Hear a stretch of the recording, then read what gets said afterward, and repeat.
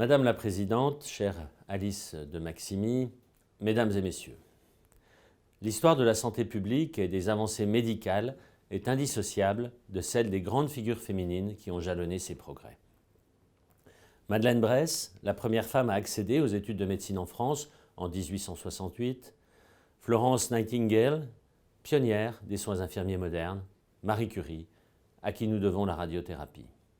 Des femmes engagées comme Simone Veil, qui défendit avec constance et courage la dépénalisation de l'IVG, ou encore Françoise Barré-Sinoussi, qui découvrit le virus du sida et surtout qui mena le combat pour une meilleure prise en charge des malades. Au quotidien, pour la santé de toutes et tous, les femmes sont en première ligne. Je ne pourrais manquer de mentionner combien le rôle des infirmières et des aides-soignantes, des métiers difficiles et très majoritairement féminins, ont été déterminants pour permettre de faire tenir notre système de santé pendant la crise sanitaire. Sans oublier les plus de 50% de médecins à l'hôpital qui sont des femmes. Pourtant, ces dernières ne représentent qu'à peine plus de 20% des professeurs des universités praticiens hospitaliers. Les femmes sont encore sous-représentées dans les postes qui les reflètent. C'est pour cela, bien que je ne puisse malheureusement pas être physiquement présent à vos états généraux, qu'il est très important pour moi de pouvoir m'adresser à vous, les 2400 membres du collectif Femmes de Santé. Vous qui êtes médecin, infirmière, dirigeante, patiente experte, aidante, cadre de santé, étudiante, start-upeuse, pharmacienne, avocate, secrétaire médicale ou psychologue. Car le combat qui vous rassemble est aussi celui qui m'anime. Celui d'arriver à construire un système de santé plus juste, car plus égalitaire et reconnaissant pleinement la place et le talent des femmes. La reconnaissance professionnelle, l'achèvement d'une parité et d'une égalité réelle sont une priorité intergouvernementale. Et pour que les femmes puissent accéder aux postes à responsabilité, nous devons nous engager pour toujours mieux renforcer, améliorer et promouvoir leur santé. En effet, un autre combat que vous menez de front et auquel vous avez choisi de consacrer la thématique de votre colloque est celui de la santé des femmes. Parmi les droits des femmes, que nous n'avons jamais fini de défendre, le droit à la santé, à des soins adaptés pour toutes, est absolument primordial. Car si les femmes vivent plus longtemps que les hommes, elles ne sont pas épargnées par les grands enjeux de santé publique. Mais elles doivent également faire face à des vulnérabilités particulières et relever des défis spécifiques. Accès à la contraception et à l'IVG, santé mentale, troubles du comportement alimentaire, renoncement aux soins. Aussi, les inégalités de genre exacerbent les inégalités sociales, économiques et territoriales d'accès aux soins qui sont plus fortes chez les femmes. C'est pour cela que porter une véritable politique de prévention et de santé des femmes est une de mes priorités dans le cadre de ma lutte contre toutes les facettes des inégalités de santé.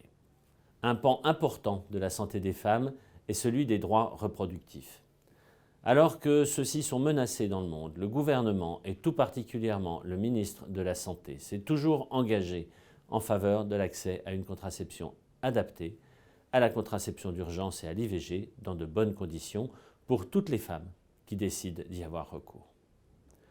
Le budget de la sécurité sociale que nous avons adopté pour 2023 renforce la protection des femmes contre les grossesses non prévues en généralisant à toutes, sans limite d'âge, la délivrance 100% prise en charge et sans ordonnance de la contraception d'urgence.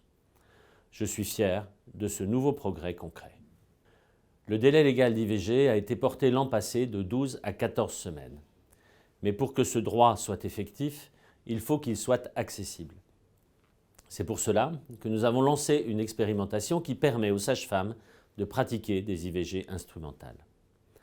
Les sages-femmes peuvent déjà, depuis 2016, pratiquer les IVG médicamenteuses.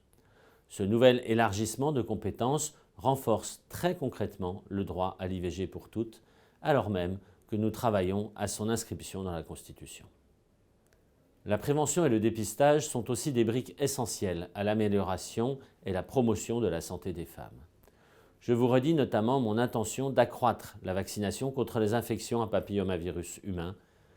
Comme vous le savez, les HPV sont liés à l'apparition de plusieurs cancers évitables, notamment de 70% des cancers du col de l'utérus. Nous avons Octobre Rose pour nous sensibiliser au cancer du sein. Mais la prévention, c'est toute la vie et toute l'année. Les rendez-vous de prévention aux âges clés que nous venons de créer dans la loi de financement de la sécurité sociale pour 2023 seront l'occasion pour toutes les femmes de mieux prendre en charge leur santé, leur contraception, de se mettre à jour de leur vaccination et dépistage. Les professionnels qui effectueront ces bilans devront aussi être avertis et formés à ces enjeux. J'ai la conviction qu'une politique de santé efficace doit prendre en compte les besoins de toute la population dans leur diversité et leur spécificité. C'est pour cela que dans le cadre du comité interministériel pour l'égalité entre les femmes et les hommes, mis en place par la Première ministre Elisabeth Borne, j'ai porté l'amélioration de la santé des femmes comme un objectif à part entière de mon action. Et c'est pourquoi je continuerai à me battre avec vous toutes et vous tous pour que nos concitoyens se mobilisent dans ce domaine.